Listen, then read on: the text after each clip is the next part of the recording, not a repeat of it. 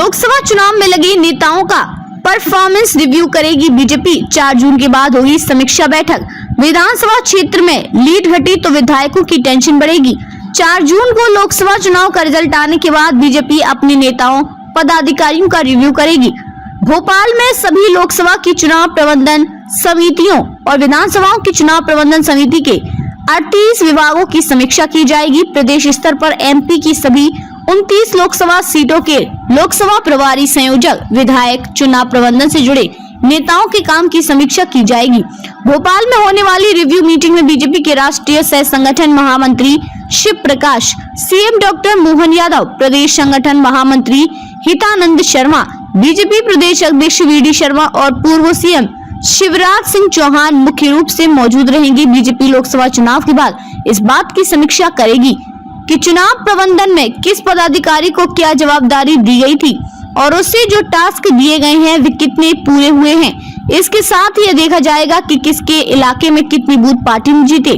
खासकर विधायकों के क्षेत्र में यह तुलनात्मक रूप से रिपोर्ट बनाकर समीक्षा की जाएगी कि 2023 के विधानसभा चुनाव में कितने बूथ जीते थे और लोकसभा चुनाव में उनसे कितने बूथ पर हार मिली।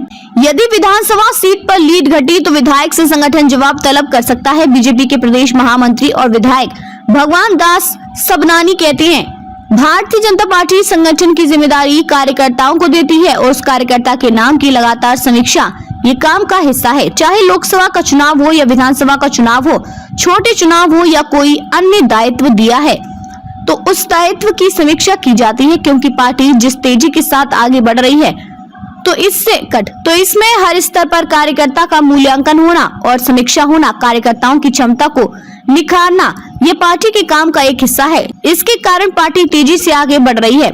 सबनानी कहती है कि जो लोकसभा के चुनाव हुए हैं इनमें बड़ी सफलता मिलती दिख रही है और सभी 29 लोकसभा में भाजपा जीतने वाली है। लेकिन हमारा कार्यकर्ता जिस काम के लिए तय किया गया था उसने अपने काम को जिस खूबसूरती और मेहनत के साथ किया, इसका आकलन भी पार्टी अपने स्तर पर करेगी।